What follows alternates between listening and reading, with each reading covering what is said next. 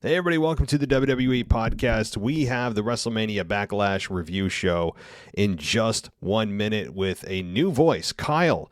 Kyle Cody, who is a listener of the show, comes on. I think he did an excellent job talking about the pay-per-view. We had some technical difficulties, as I'll explain later in the show, but we got it done. I hope you guys enjoy it. We've got a lot to cover with the WrestleMania Backlash results, so we're going to get all that started right after this. So in today's crazy world, you need to be ready to defend yourself. I mean, that's just the reality of things. People are getting assaulted on the street, robbed, home invasions. So with all this spike in crime, what better way to spend your time than investing in yourself, in your safety, in your family's safety? That's why I'm recommending Impact Defense. ImpactDefense.online is an opportunity for you to learn how to defend yourself in multiple situations. They have a podcast, by the way, that is done weekly, and you can check it out. It's on ImpactDefense.online. They have training that's in person. They have online courses. You can host an event and a lot more. But this is run by Brian, and he has over 20 years in the martial arts and self-defense industry. He's a certified combatives instructor. He's certified in defensive firearms, and he has a black belt in multiple styles of martial arts. He's also joined by two ladies, Jada and Kylie. Both of them are black belts in martial arts and certified firearm instructors as well. Again, their podcast releases every single Monday, a brand new episode.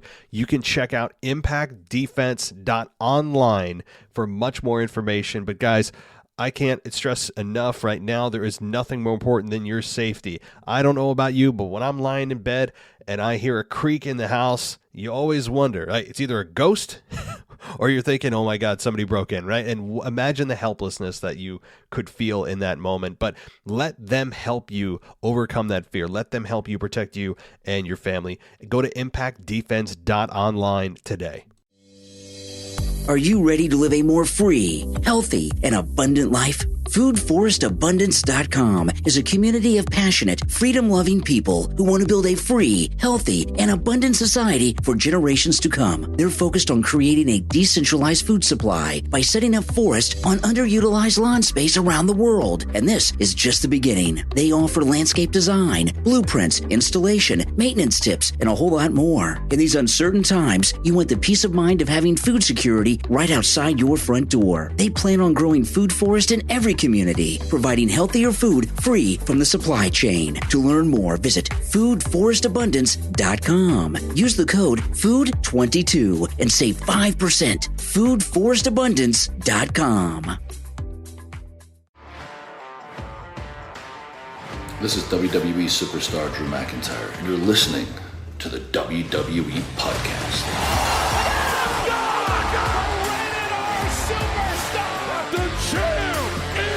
The one that everybody wants, me. Becky Lynch is going to WrestleMania.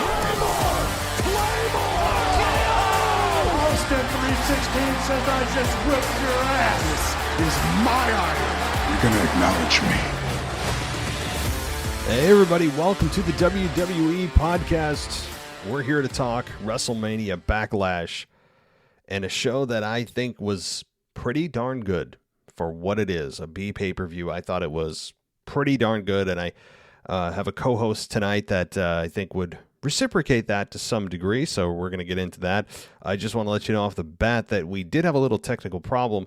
We had to split our recording between Skype and Blog Talk Radio, and as you'll hear with Blog Talk Radio, things decrease in quality. That's just the way Blog Talk Radio goes, so as clear and nice as I sound now, it is unfortunate, but, you know, we sound more radio-ish, right? Like, it sounds like we did this podcast in 2022 and then got in a time machine and took it back to 2005 with the audio quality. It's not unlistenable. It's just the way that Blog Talk Radio works. For whatever reason, the way they compress their files, whatever it may be. I don't want to let you guys know we are aware of what the audio changes take place. And anyway, let's move on. I want to thank you guys for listening. Please support the show any way you can. Giving us a 5-star rating on Apple Podcasts or Spotify really help us out. You can use our Amazon link that's right on our homepage. Anytime you do shopping on Amazon, it kicks a little bit back to the show if you use our link.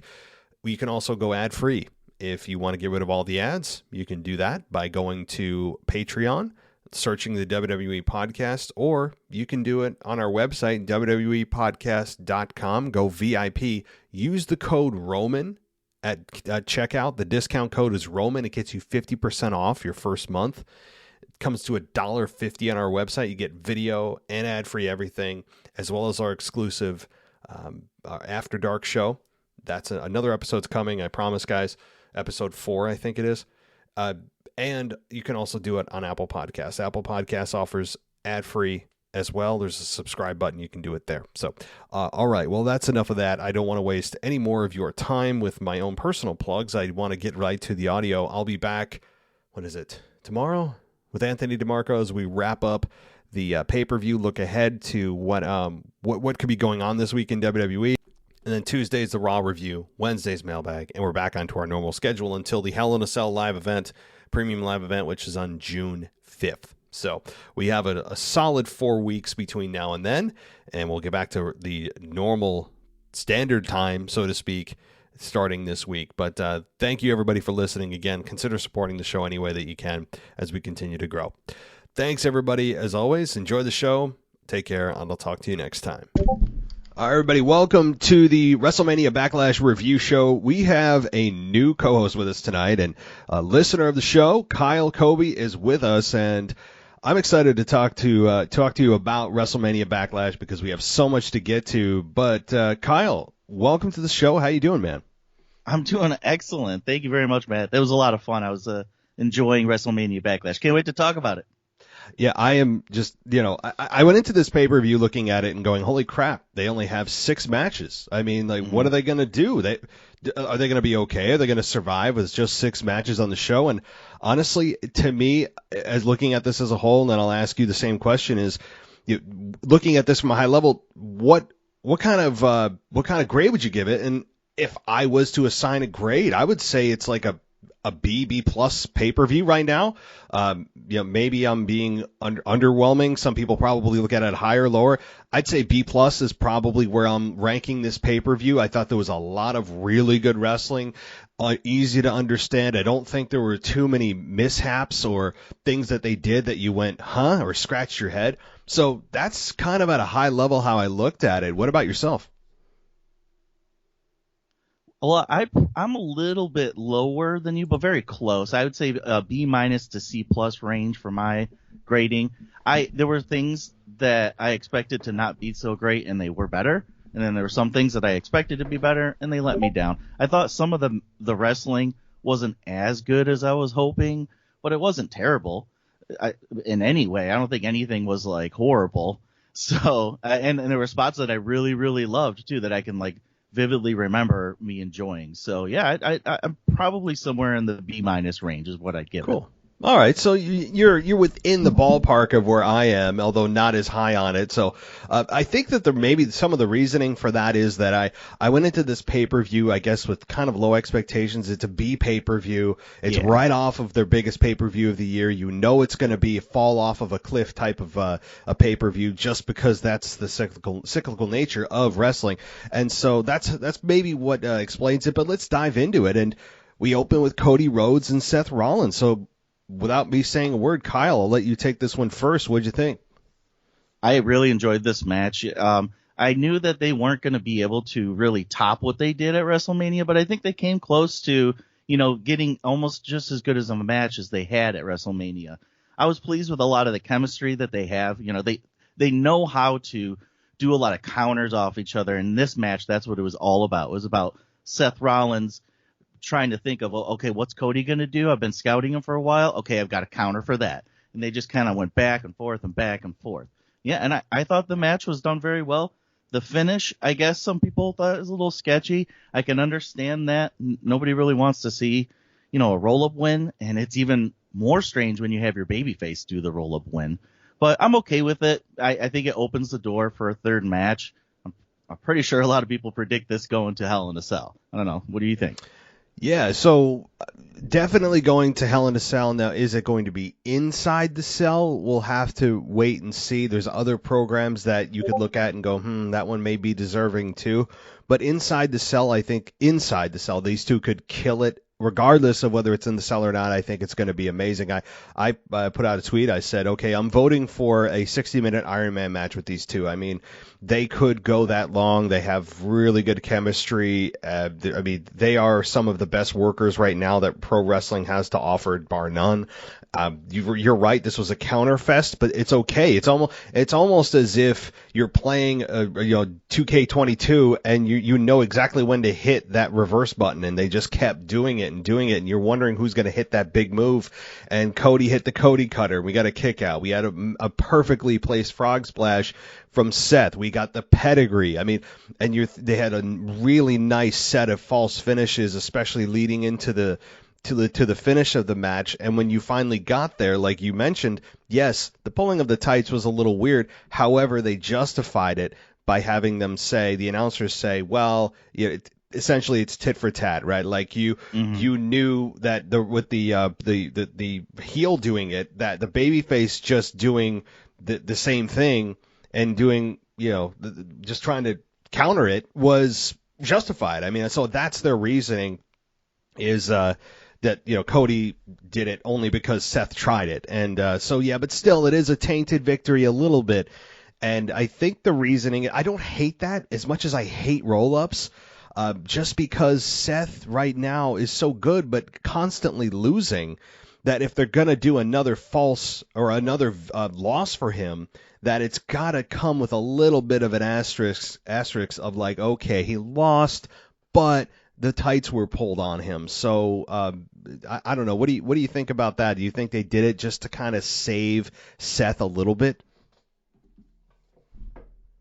Yeah, I guess you have to save some face. And Seth's my guy. He's my favorite in WWE right now. My favorite out of any wrestler, really, I can think of. And I'm really getting upset of seeing him lose so many times, especially at all these PLEs. He's got to get over sometime.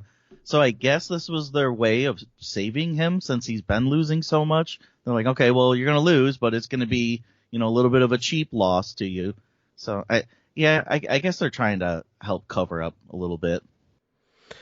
Yeah, I mean, and again, I think Seth Rollins, and I talked about this on the previous show with Ashley, I said, and we agree that Seth has had so many big losses that he's so good, but he also at the same time is starting to lose a little bit of credibility in his character as a whole, just because he's a great worker, great promo, but at the end of the day, he ends up losing, and that's what kills him. And, I think, too, when you go to this match, part 3, which is inevitable, I don't see Seth winning this. I mean, I think Seth could eventually or could inevitably lose 3 in a row. So with Cody Rhodes and Seth Rollins, now we know that Seth Rollins lost the second match here again, and presumably, I think it's fair to assume that we're going to have a third match between these two, and I think Hell in a Cell is more than obvious for it to happen, whether it's inside the cell or not. Do you think, though, that as good as Seth is on the mic, as good as he is in the ring, he's a world-class performer, but he's come across a lot of really big losses over the last several years. But in this particular case, do you think that he can survive a third loss to Cody Rhodes, or do you think it's going to reach a point where character could start feeling some damage? Like, it could actually start hurting Seth Rollins' legacy a little bit. Like, do you think that can happen, presumably, if he loses this third match? I think so. I think that actually could help with developing his character even further as well. Because he's been on top of the world as far as his character goes. At least that's the way he portrays himself. But, when you have a character, it's kind of like Becky Lynch. When you hit that rock bottom, how is your character going to change? What's going to happen? And Seth is a chameleon as far as like moving from character to character and changing from role to role between babyface and heel. And I've got all the faith in the world that he can do that. And I think that he could take a third loss to Cody. I think it's very possible. And I actually think it would be beneficial. I know a lot of people don't understand why a streak of losses would be beneficial. But when it comes to the character of Seth frickin' Rollins, I think having the string of losses actually will turn him into something new. And I love that. I love character changes. I like, we saw something happen tonight that we'll get to later, when you're talking about Edge's faction. When we're bringing these kind of characters and we're changing them radically, I enjoy that kind of stuff. Edge's 180 when he turned into a heel was fantastic to me. I love it. Oh, yeah. I mean, that happened to Seth, too. Absolutely, yeah. I mean, we'll definitely get to talk about Edge in a few moments here, but when we're talking about character changes and losing streaks, actually, like you said, I mean, that's a good point. Losing streaks are not always what they seem on the surface, and it's just a catalyst for a character change. And I would agree with that, except two questions is like, well, number one, this has not been a small pattern for Seth. This has been a multi-year pattern that I don't think they're thinking about using it to create or generate a new character from him. It's just been the booking for him. But number two, I don't know, do you think Seth's character is in need of change? That's a great question. I don't think it is, really. I don't think he needs to change it. I just think that, I guess what I was saying is he's good at doing tweaks when he needs to, when he's put on the spot or put in a position that is not advantageous to him. So I guess that's what I was thinking of, is not necessarily that his character needs to change or anything like that, but if they decide that they want to give Cody this push and it's more advantageous for Cody to get those string of wins, then Seth is the type of person that would be able to take those losses and turn it into something different. I guess that's kind of how I was thinking of how his character would change. I don't think he needs it, though. I think he's got his character honed in right now. I think he's operating, at 11 for all those Spinal Tap fans out there. So I don't think he really needs the change. I think his character is fantastic right now. But I think he's one of those characters where he can take the losses and he can do the necessary tweaks to make it make sense for us fans and for us WWE Universe people. I would agree with that. That's my concern, is that if they're using this string of losses to create a character change, like you just said, and that was my concern, is I don't know if he needs it. He's operating at a very high level right now, and everything's clicking. I don't think he would need it. He just needs some freaking effing wins. I mean, many people called for him to be WWE champion at WrestleMania. We all know why he didn't become champion. Brock Lesnar comes in and sucks the oxygen out of the room. Everything's about Brock and Roman, and Roman and Brock and Brock and Roman. All the titles are sucked into that program. So unfortunately for Seth, that wasn't the case this year. But I think that you're right. I mean, Seth Rollins, he is operating at such a high level that he could just do minor tweaks to his character, and I think it would be a reasonable change for this string of losses. Just send him into a spiral, like Becky Lynch, who that sent her into a spiral, losing her championship. She's before Asuka came back a few weeks ago. So I think that whether they use that or not, I don't know, but I anticipate WWE probably taking Cody Rhodes to a third victory, because when he came in, he said, hey, my declaration, my mission statement is to win the championship my father couldn't. And if you're going to do that, if that's your mission statement, well, you better string some wins together to prove that. And that is probably what they're going to do. I do foresee Seth, I don't care what kind of match it's at, inside the cell, hardcore, street fight, regular match, I just foresee Seth now losing a third straight time. So any wrap-up thoughts on this before we get to the next match? No, I love these two wrestlers wrestling each other. I think they do a great job. They could give me this 5 times, to be honest, and I'd probably enjoy all 5 matches. So I'll look forward to the third match, and I'll really look forward to what happens to both of them after this. Who's going to face Cody after Seth freaking Rollins? You can't go down the card. You either have to go sideways to somebody of his same level or go up from Seth freaking Rollins. So I'm really interested to see where Cody goes after Seth freaking Rollins. Yeah, that's a really good point. I mean, I think Roman's off limits. There's a lot of other places he could go, and who's to say they're only having 3 matches? What if it's 4? Like you said, like 4 or 5 matches. I mean, the thing is, I know people run out of patience real quick with programs, and people just want new and new and new and new.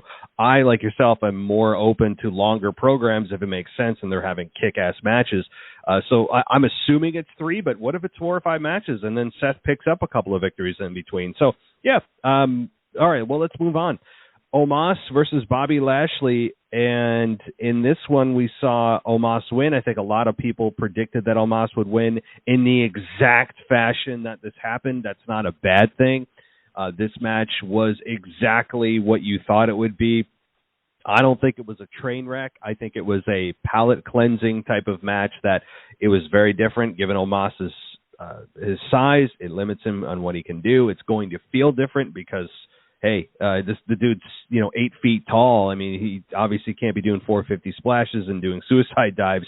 But I honestly, I think that this match was even a little bit better than I expected. Omas is showing improvement in the ring to me. I mean, he's doing, I think, is almost as good of a job as you could expect given how big that dude is. Now, where there's some miscues and things, minor, but nothing I don't think egregious. And to me, it set up their third match for presumably Hell in a Cell. And they teased, just as I had predicted and others, that that Bobby's going to get his hands at MVP. Almost did. Omas got intercepted that, and then Omas ends up getting the victory after the cane shot to Lashley behind the referee's back. He does his double-handed choke bomb, whatever it is, and Omas gets the victory. So I actually was, while this was not the match of the night, and no one would, I think, look at it as such, I thought it was fine and actually exceeded expectations for me. What did you think? Yeah, I felt pretty much the same. I didn't take a lot of notes on this one because there wasn't really a lot that happened, but I'd like to note that Omas's facial expressions are getting a lot better. When he gets punched, he looks like he actually got punched, so that's nice. He, like you said, though, he is limited. He's very limited by his size, and I think it's obvious, especially when, somebody like Bobby is already massive, and he's dwarfing him. It's hilarious. Bobby looks like a little child in there against him, so he's obviously very large. But when he gets pushed, when he gets punched and things like that, his feet move very slowly. And I think, that's a difficult thing for big men to do in the ring, is really sell things with their feet. So he's limited in that way. But I really appreciate that he actually is adding some new moves. And everything was kind of what you predicted in this match. It kind of ran exactly how you thought. I wrote down in my notes that MVP was probably going to get involved here and use his cane, and it's exactly what happened. Mm-hmm. So, and you know what? This is one of those matches where predictable is okay. I'm fine with it. Like this is what I expected. It sets up their third rubber match, like you said. And I'll be happy to see it, and hopefully in that third match we can see a little bit more action from Omas. And there was nothing that Omas did today that made me think that he put Bobby's life in jeopardy. So that was good. That was an improvement for sure. Yeah, that's also setting the bar hilariously low, that you're looking at a match going, well, as long as they don't do something that makes it look like they're going to actually paralyze their opponent. Yeah, I mean that's true though. I mean, like, you look at this and you see a guy that is green. You see a guy that you're a little concerned about not understanding how powerful he is and not knowing when to use that power or make it look like he's using that power, and also keep the guy you're working with safe. And I'm with you. I never felt like I was watching this thinking it was Goldberg Undertaker, like someone's coming out of this paraplegic. And I was pleasantly surprised. I think this was easily Omas's best match to date. Now, the sample size is small, but you saw what you needed to see with Omas. I wasn't coming out of this going, oh my God, they need to send him back to NXT or something, or they need to, have him work behind the scenes. He is clearly putting in the work behind the scenes that we're not seeing. The audience is not seeing. I think it seems like he's taking this seriously. He, like you said, his facial expressions, that's a good point to bring up, are improving. Like you said, when he gets punched or he should be looking like he's in pain, he actually at least tries to make it look like that. Where before he just had one face, and that was just a mean no-sell face, and that's it. Mm-hmm. Now he actually showing a range. That's very important, even as a big man. So I think that this match, honestly, I mean, I don't know how anyone can really complain about this match, given what it is. No one looked at this going, oh my God, I can't wait. The expectations are through the roof. No, I don't think anybody did. So that said, let's move on here. Third match of the night, a much different match than that. We had AJ and Edge, and I won't say anything. Again, Kyle, this one's yours. What'd you think? Again, kind of like Cody and Seth, these are two technicians in the ring. They show you how to wrestle. They show you how how psychology works in the ring. Edge was doing a fantastic job of his little heelish moves where he was looking at the audience and really getting the audience riled up. And he's got the best eyes for that too. He's got such intense eyes. And it was a nice battle back and forth. It wasn't really a match where there was a lot of control by one person at a given time. It was really they were kind of going back and forth for a lot of it. And another predictable thing was somebody coming out and distracting AJ at some point in this match. But I actually liked the fact that we saw Damian Priest come out, even though he was barred from ringside. He walked up the ramp just enough to where he wasn't ringside, but he was still there to distract. But the best part of it by far, and my favorite part of this entire PLE was actually the surprise we had, the surprise third member showing up. And I believe they pulled AJ's foot while he was on the top of rope and he fell down, right? Yes. And that's what got the distraction. That's what got Edge the win. And that's what we predicted. But that third person, oh man, I'm so excited. It was my favorite moment in the entire night when Rhea Ripley took off her hoodie and turned around and gave the audience that look. Oh my God, that was amazing. I'm going to watch that on repeat a bunch of times. That was fantastic. Agreed. That was, I think if you're going to pick a moment out of the entire event, this would be the one the takeaway. And yes, we'll get to the main event was really good. And we can talk about that, but as far as like storyline turns and moments that the crowd reacted to in a big way, this was it. And I know that when you look at Rhea Ripley, she wasn't doing a whole lot in the women's division, and many people were speculating about Rhea. And I had some concerns about the whole male on female and female on male dynamic, and how do they do that because they're PG? That can be another conversation. But as far as this goes, for Rhea, it was a good moment, a really good moment. I mean, she changed her hair, her outfit was even darker, her makeup was darker to accommodate the whole feel of the Judgment Day group.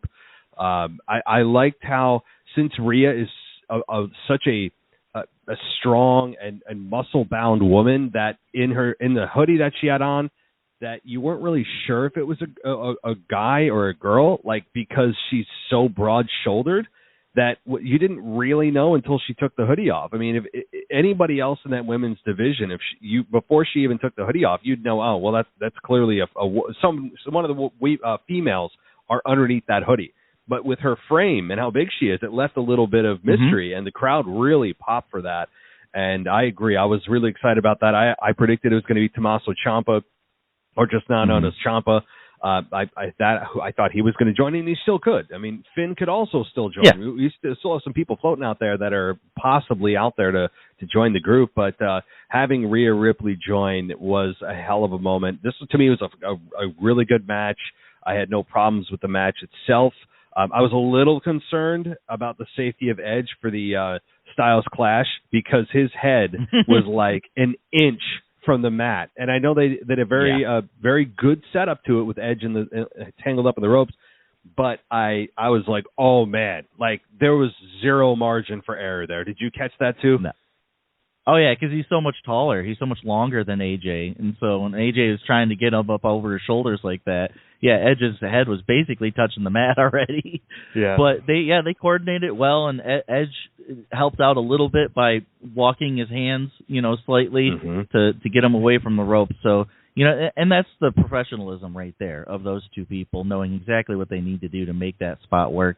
He hit that in WrestleMania as well. And that was a really good moment in their previous match.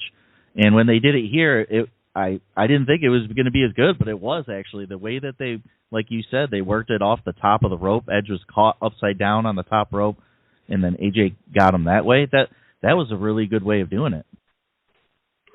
And the whole stipulation with Damian, you touched on it a bit, and we all know he's barred from ringside. Well, I guess we need to now know the definition of ringside, because apparently it's where the ramp meets the padding. Apparently that's what Damian was pointing to of why it's okay.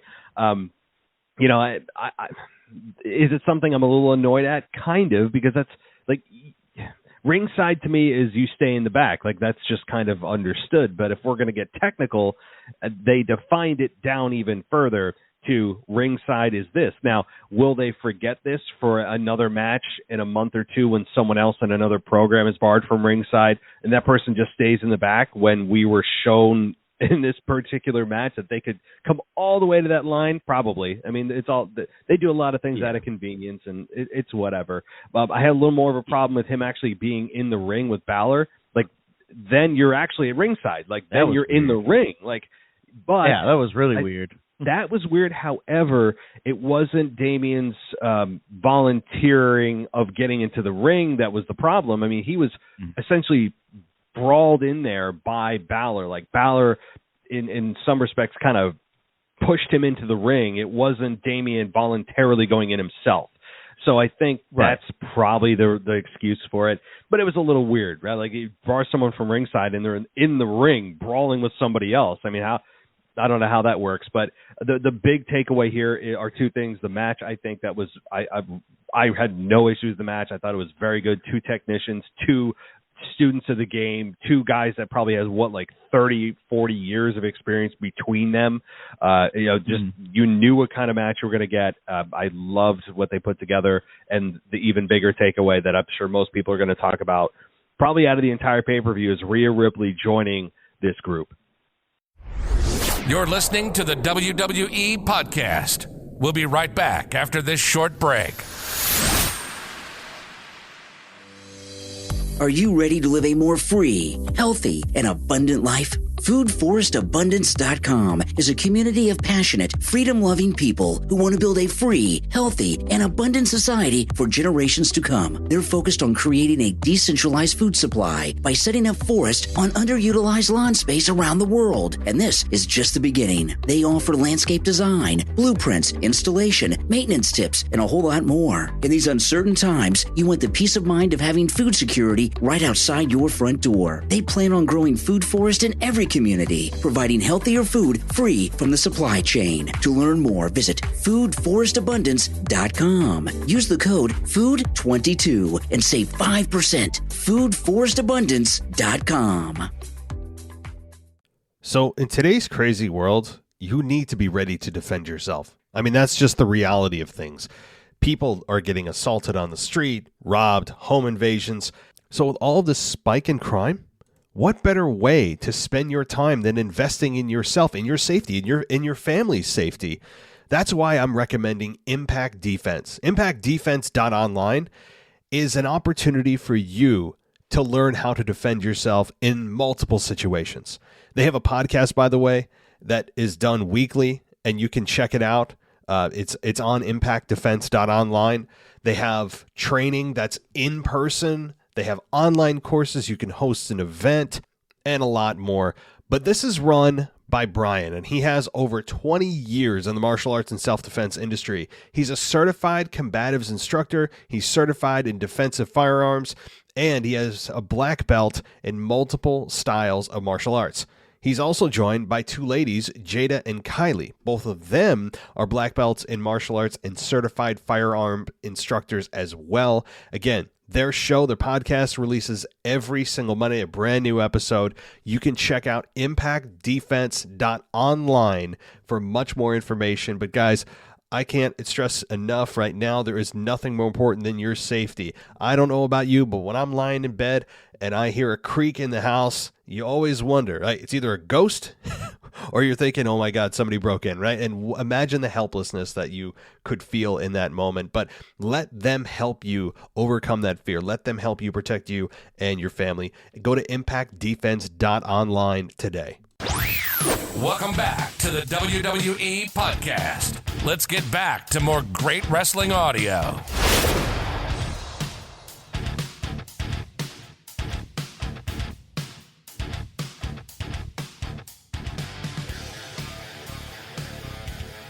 Oh, yeah. So how do you think that's going to work? I got to ask. Like, Rhea Ripley's joined this group. I don't know. How, because if this was the Attitude Era, then it's all hands on deck.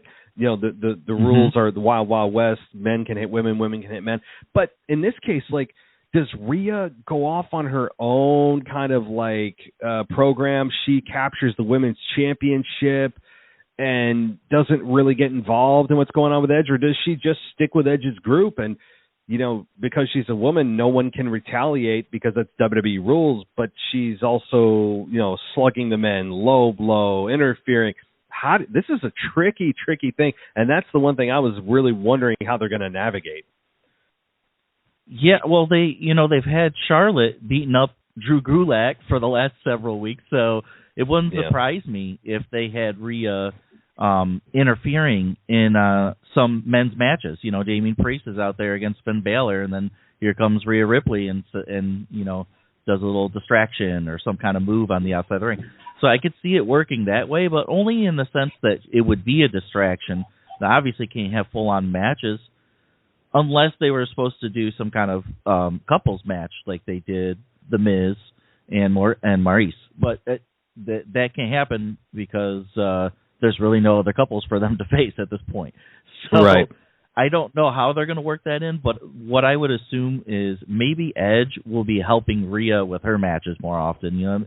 In the beginning here, we might see Rhea get involved with one or two men's matches, but I think the bulk of their chemistry is going to be with Rhea's feud with Liv, and Edge is going to be helping her with that and supporting her through that. And Damien's just going to be standing there being the pretty face that he is, He doesn't have to say much. All he has to do is stand there and look the way he looks, and then when they tell him to talk, his voice is so commanding, I don't care what he says. So. He has one of those voices. Like I said, it's such an attribute, and I totally agree. So, all right, let's get to the fourth match here, which is Charlotte Flair, Ronda Rousey in an I Quit match for the SmackDown Women's Championship. This one, to me, I'll take this one first. I thought it was physical. I don't think there was a lot of finesse in this. That's never been Ronda Rousey's getup. It's always been just straight shooting, kind of like an MMA pro wrestling style, and I have no problem with that because that's what she should do, coming from an MMA background. She has her own kind of mixed style. It was hard. I mean, Ronda, I got to give her credit. I'm not a Ronda Rousey fan per se, but she put her body on the line here. Like, she took some pretty big bumps, doing some things that were that maybe she didn't have to do, but she took some pretty hefty bumps here, and I respect that, and I think that they put on a decent match. I didn't have an issue with it other than, Ronda Rousey's champion. I wasn't a huge fan of that. I think this is a signal that either Charlotte's going to be taking some time off, or it could be that she's just moving on to probably, Lacey Evans or somebody else. But this is typically this is such a big loss that it's one of those career shifting losses where they just kind of take like a month off or 2 months off or whatever, and you don't see them for a while. Because having Charlotte say I quit is, something that right now her character needs some time to repair from. That's one of the consequences of an I quit match. And I thought this was gritty. I thought that they had a nice chemistry together. I don't think people looked at this as like epic, where I think Becky and Ronda have better chemistry. But this was fine, and having them on the mic and saying cussing at each other on the mic was fun, and having Ronda at the very end say I was hoping you'd say that, and then essentially trying to snap her arm. Then she says I quit. So I didn't hate this. I thought it was good for what it was, and they both put their bodies on the line. They're both probably waking up tomorrow morning and feeling very sore. What did you think about this one? Oh yeah, they beat the crap out of each other. Even during that match, Charlotte had these very visible bruises. I could notice maybe one or two before the match started, but like after the match was going, I could see the welts. Those kendo sticks were ripped apart. I can't believe they ripped apart kendo sticks at each other. That's some serious hitting. That was a stiff match. They laid it into each other. It was good. I enjoyed it. Another match where it was a little bit above my expectations going in. The result of Ronda winning, I kind of saw this coming, and the reason I saw it coming is I don't expect Ronda to be with us for a long time. I think her time in the WWE is very valuable, and it's going to be short. She might be around for a year or two. I don't know her contract details, but I'm just assuming she's only going to be here a short time. So we got to get the belt on her soon so she can have her run. She wouldn't come back to the WWE without getting a championship. I don't think she would. So I kind of expected her to win the title. I'm okay with it. I don't know exactly who she's going to be facing right away. I do agree that Charlotte could have a program with Lacey Evans, especially with the way Lacey Evans has been talking in her promos and making these comments about the other women wrestlers, kind of having things fed to them, or, it was a little bit easier for them growing up. So, and I think Charlotte fits that bill. When you think of Charlotte Flair, the daughter of Ric Flair, one of the best wrestlers of all time, she had it good, So that's a good feud that could start. But they did say a little bit later, after the next match, that Kayla Braxton was in the backstage, and she announced that Charlotte had a fracture of the radius, or basically a broken arm. So I think they are taking Charlotte off TV for a short period here. Doesn't mean that she can't feud with somebody. We've seen plenty of people still get on TV and do promos while they're injured. But they told us that she's injured, so they're definitely going to keep her out of matches for a while. And I think that's fine. I think Charlotte needs a reset. She's been carrying the load for a while. She's been, as good as Charlotte is, she's kind of felt a little bit disengaged and disconnected from her promos. I said that in a couple of shows earlier last week, and I just feel that she's not fully invested right now in what she's doing for some reason. I could be totally off on that. But, it might have something to do with Ronda, too, being in a program with Ronda. She's hard to work with. So it might have something to do with that. Yeah, I think that could be it too. Like Ronda, I'm sure some of the women are very resentful of Ronda coming in and just, working very part-time, getting the championship when they're there every single day, busting their ass and saying, why is she deserving of this? And, I'm sure that some of the guys feel the same way about Brock Lesnar. I mean, it's just kind of one of those things where you have a bigger star name, a bigger name value come in, and WWE just awards them the championship when you've been busting your ass year round to get it, day in, day out. And I understand that. I get that dynamic. And so I'm sure Ronda isn't exactly beloved backstage. I doubt that she is.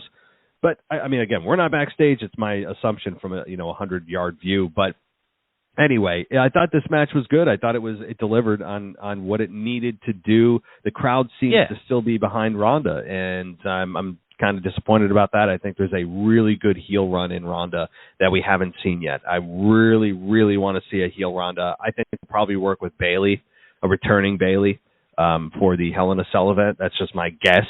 Is Bayley, who is, I know, not back yet, but I think she's getting very close. So. Yeah, she is close. Yeah, reports are that we should see her anytime. Right. Well, Madcap Moss and Happy Corbin. I don't have much to say about this. It was a 9-minute match. I thought there's not much. It just kind of brought the crowd down to bring it back up for the main event. It was I don't think it helped either man here. I was a bit disappointed. And this was actually a match I pointed to, and my co-host last night pointed to and said, hey, this could be a dark horse match. This could be one of those matches that you come out of and go, wow, that was way better than I thought. No, this was not. This was not one of those times. And I hope that both of these men just move on from one another after this. It wasn't the worst match I've ever seen. It wasn't embarrassing. It was just kind of like, oh, okay, very forgettable. I think forgettable is probably the best way to describe this. But do you have any other additional thoughts on this? No, the other matches that I've been noting, that kind of exceeded my expectations, this is the opposite. This one was definitely below what I expected from them, especially with Happy Corbin, because he's a great worker. And I expected there to be a little bit more wrestling, really, and psychology going on in this match, but there really wasn't much. And I didn't see much development from Madcap's character either. And if we're trying to get this new babyface over, we need to see a little bit more development from week to week. The other thing that I was kind of expecting was maybe a character change for Happy Corbin as well, or some kind of tweak to his character, but there really wasn't much that they left us with after this. especially with a roll-up win, which I think that just means that the two of them are going to be feuding for the next few weeks. That's a good way to start a program between two wrestlers, is if you have somebody win on a roll-up, and then it gives the other person fuel to say, hey, wait, that wasn't, a legit win. I need a rematch. So I'm hoping the next match or two with these two are better, because I was disappointed, really. Yeah, it was. I think they have a better match or two. If they continue the program, I think both of them are capable of a better matchup. It's not that I don't think the talent is there to have a better matchup. It's just some nights you're off. Right. And I think that this is one of those nights that, I don't think they were given a ton of time, on top of just that you both had a night where it didn't seem to gel well, and you had a good match before and after, which didn't help the look of this match. So, all right, well, let's get to the main event. And we've got the main event here, the six-man tag with Roman Reigns and the Usos versus the Drew McIntyre and RK Bro. And, Kyle, you take this one first. What'd you think? Fantastic match. Oh, it exceeded my expectations. And I had pretty high expectations going in, because all six of these men in this match are fantastic professional wrestlers. So I had high expectations. They blew it out of the water. It was awesome. There were so many great spots. Everybody got in what they wanted to get in. My favorite moment was when Roman was first tagged in and the audience got real hot, and he did a little bit of a circle. It took about 20 seconds to walk around the ring, and then went right back to the Usos and tagged in one of his cousins. I was like, oh, that's great. I love heels. I love heel work. And there was a lot of good heel work done by the Usos, too, with like cheap shots on the outside of the ring when the ref wasn't looking. And that's what's great about a six-man tag team match, is that you can get away with a lot more of that stuff. There's a lot more possibilities of things happening. When the ref's distracted with two people over here, well, then you got two or three other people over here interacting and doing something different. So it's a great way to tell a story. That whole match told a great story from beginning to end. I loved the RKO that Randy got on Roman out of nowhere. Oh, man. Oh, that was great. That was probably the biggest pop of the night. I might be wrong, but that sounded like the biggest pop of the night, honestly. That was fantastic.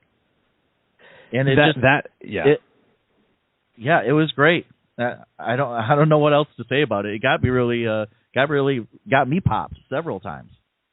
It did. It actually made you believe that, oh my God, Randy Orton is going to get the victory here. You looked at this, and Randy hit an RKO on almost everybody, and you're like, oh my. And he hit Roman, when Roman's usually the one that comes in, hits the spear, and gets the victory. Now ultimately that's what he did, but in that moment you're like, wait, he got Roman. It's not like Roman's going to sneak in. He just hit him with an RKO. He hit Jay, boom, and then Jimmy or Jay, I don't know which one it was in the ring, and then the other one comes in and just makes the save.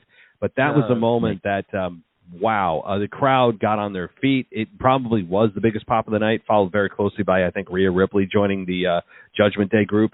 But boy, oh boy, this match was just perfectly laid out. I mean, all six guys, as expected, just killed it. If they told me they were going to have a rematch for this, on SmackDown or Raw, I'd be like, let's do it.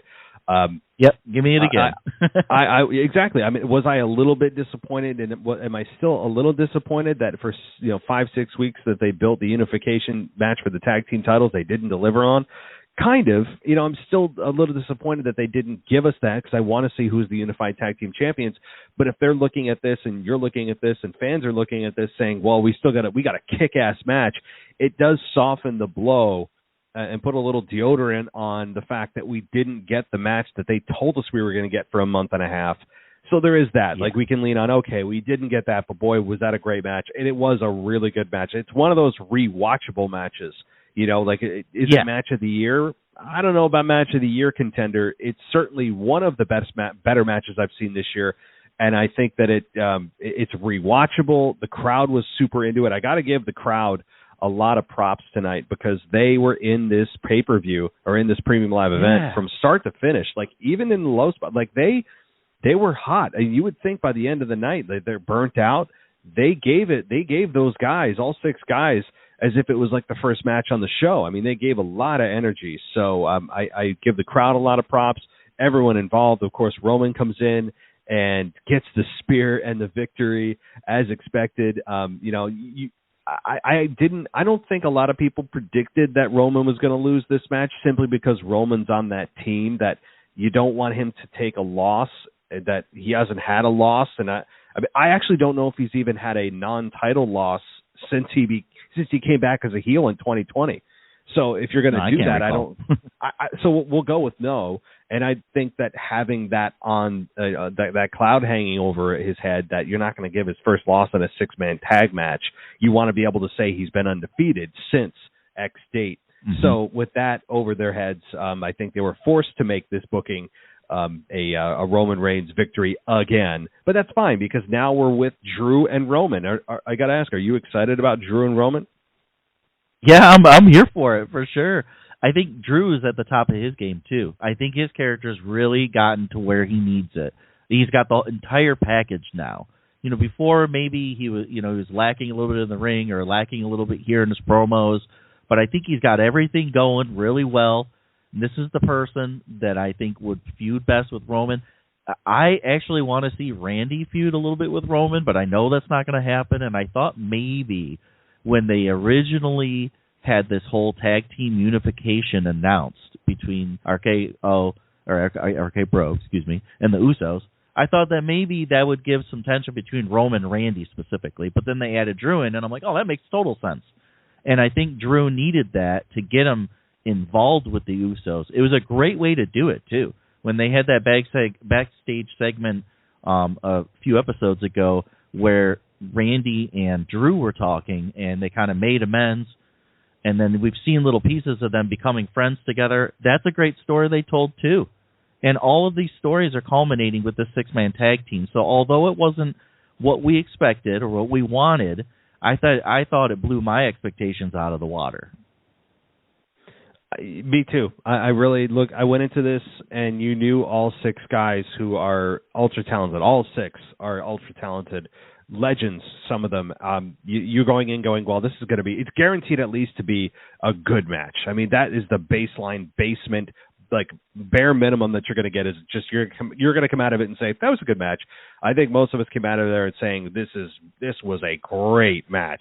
And I just don't know how you view it any other way. Yes, Roman got the victory, but if you're mad about Roman getting the victory, that's the point. Then mission accomplished, because you're not supposed to want Roman to win the match. Yeah, exactly. So, and it was a non-title, nothing on the line other than pride. So I really had nothing really bad to say about this matchup at all. I mean, the way it was laid out, everybody hit their spots, everybody had their moment to shine, where there was that plausible moment that everyone in the match had. I think everyone, where they could have won the matchup for their team, and ultimately Roman, who was the one to come in and, of course, hit the spear and get the victory, was the one to get that victory. And the look on Drew's face at the end, just anger in his eyes after he got slammed on the table. He wasn't involved in the decision, but he still took a loss on behalf of his team. It just sets up Roman and Drew, and I think that's probably going to go on for the entire summer. I really expect Roman and Drew to be a thing for like 3 months or more. And I know people are going to be like, oh my God, that's too long. I think they could do it in a way that makes you still interested. And I've said this before, maybe you agree or don't agree, that Drew is actually going to be is the first opponent that Roman's had since his inception of being a heel 2 years ago nearly, that he's the first one that you look at and go, he could actually be the one to end the streak for Roman and take the belt. He's the first one that seems very plausible. Everyone else is a legend. You know they're not really there to take the belt. They're there to just put Roman over more. Everyone else he's faced, like Finn Balor and Kevin Owens and Cesaro, are all guys that you're like, he's going to have a good match, but you know they're not going to win because that's not how WWE views them. So do you feel the same way about Drew? For sure. The word that I would use would be legitimate. He seems like the legitimate opponent for Roman right now.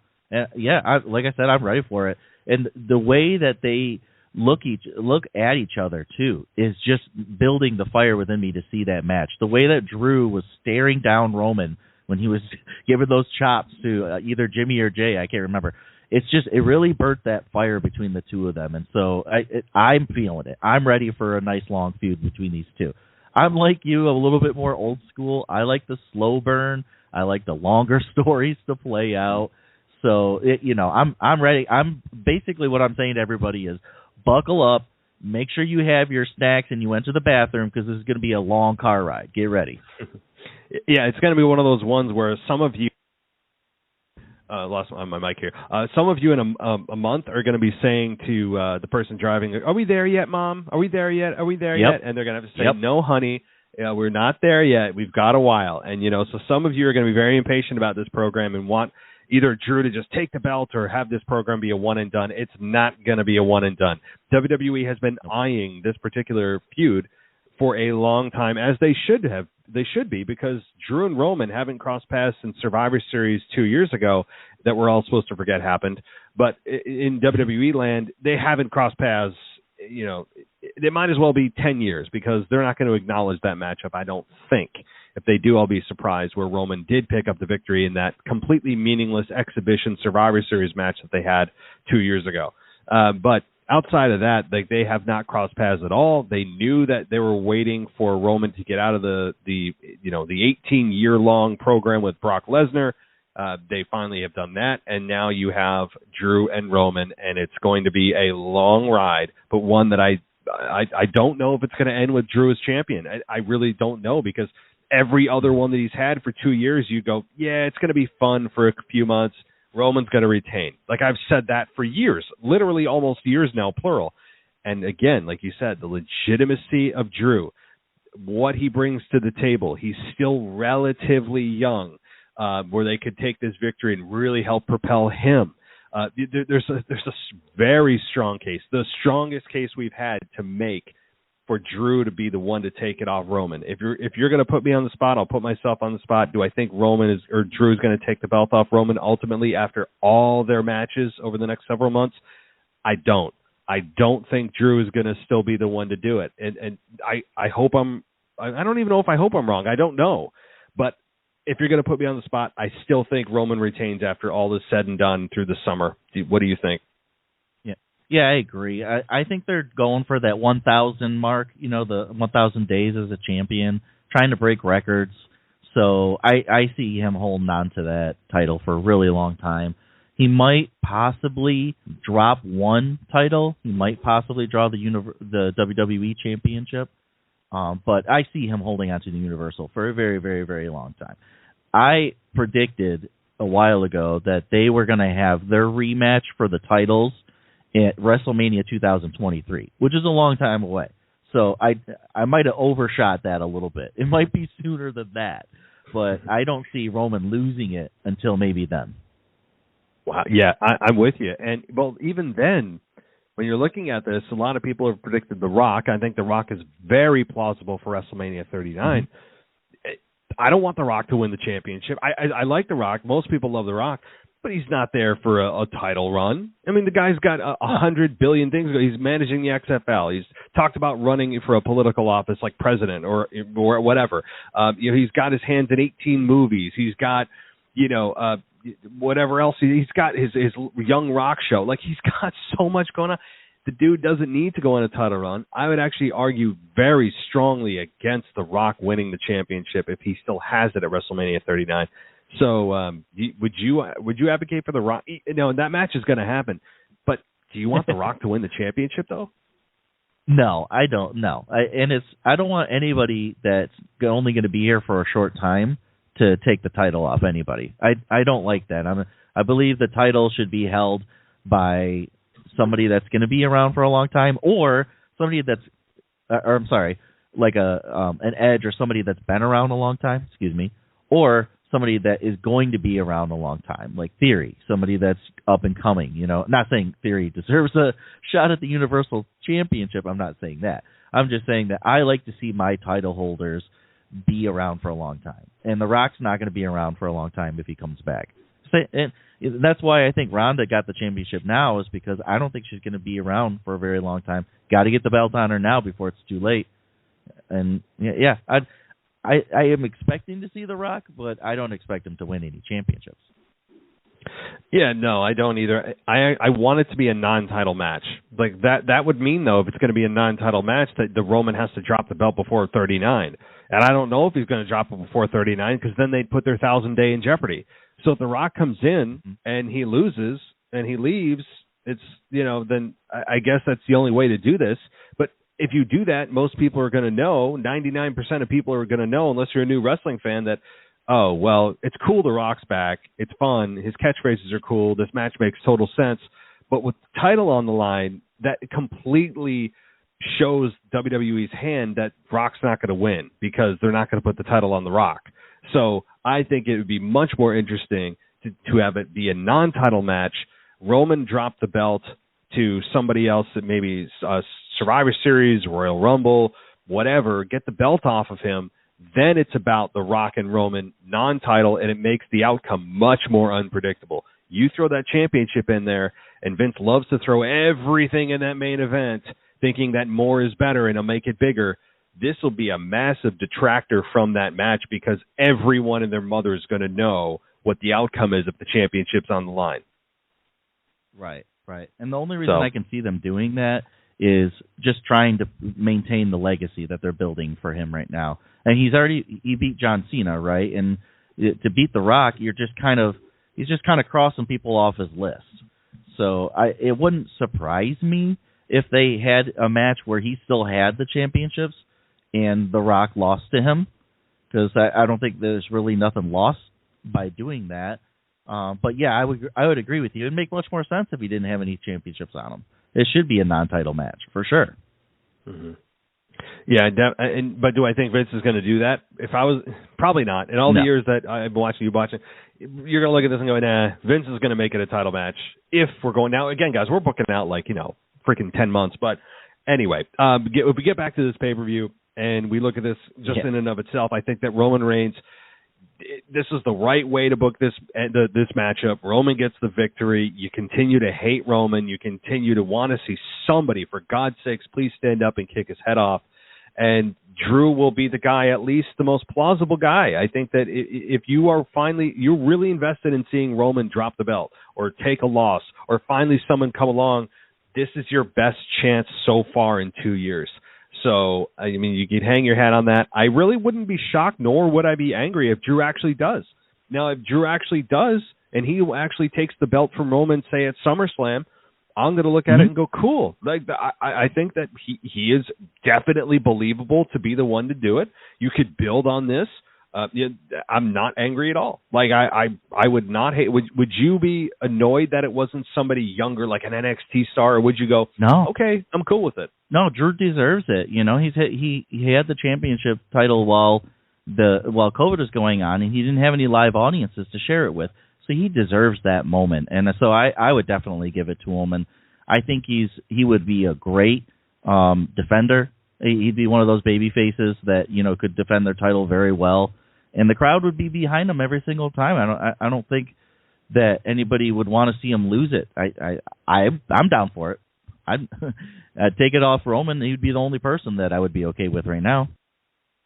I can't think of anybody else on the roster. I'm looking at the entire roster, not NXT, but SmackDown and Raw, and I'm like, I mean, maybe Seth Rollins, but Seth is a heel right now. It doesn't make sense for him. They could have a great match, and I think there's unfinished business. But I think babyface-wise, there's nobody else. Nobody. Nobody. I mean, yeah, Cody. Okay, Cody made a mission statement of being the champion, but I don't even think Cody's as believable as Drew McIntyre to take the belt off Roman. So, yeah, Cody's, I guess, waiting in the wings, kind of. So he's got to work his way up there, though. Yeah, Cody's got to go through a few people. And my bold prediction, which I think would be really cool. Well, I don't think this is going to happen, but if Cody was the next person to be judged by Judgment Day, I think that would be an excellent feud between Cody and Edge, and then that'd be a move that'd be more sideways rather than going down on the card. Because you can't, you think about the talent that Cody can face. He's got to either face somebody of the level of Seth or better. And who's that? Edge is fantastic. And he's building his heel character really well right now. So I think that would be fantastic if I saw Judgment Day come out and judge Cody. Ooh. Now you got me thinking. I mean, I think AJ, like you said, AJ has probably got one more month or one more, probably through Hell in a Cell. After that, and they move on to Cody, and Cody and Seth move on from each other. Yeah, I mean, boy, I actually think that's probable. I mean, when you look at it, both of those programs will end at the same time, and that would be a hell of a program with Edge versus versus Cody Rhodes. Ooh, Mm-hmm. the promos there. Think of the promos. Oh, man, I love it. Oh, yeah, So, American Nightmare. This is getting good. All right. Well, this has been a lot of fun, Kyle. Do you have any final thoughts on the pay-per-view or anything else you want to share before we close things out? Been great. Thank you for the opportunity for all the people that are listening. It was really simple. All I had to do was send an email to Matt and just asked him, and he let me do the review show with him. And all you got to do is become a Patreon member. I believe it's just $1 to get in the Discord chat. We had a lot of fun chatting during the PLE today. But there was a really fun count of how many times Omas did his scream. And I think they got up to like 14 or 15 before we lost count. So we're having a lot of fun chatting during the events. And I'd love for you guys to join. And, yeah, that's about it. Very good. Yeah, no, this has been a lot of fun. We'll be doing this again sometime. And I now you got me hyped for a program that doesn't even exist yet, but yeah, this has been that's what happens. We prognosticate 4 or 5 months ahead or however long, and we're like super excited for something, and then we talk ourselves into stuff, and that can be dangerous. Yeah.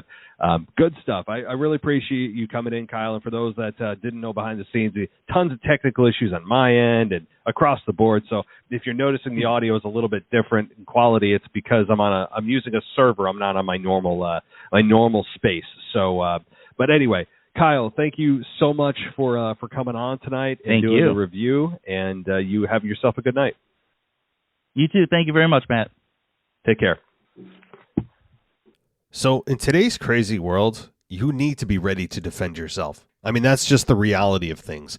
People are getting assaulted on the street, robbed, home invasions. So with all this spike in crime, what better way to spend your time than investing in yourself, in your safety, in your family's safety? That's why I'm recommending Impact Defense. ImpactDefense.online is an opportunity for you to learn how to defend yourself in multiple situations.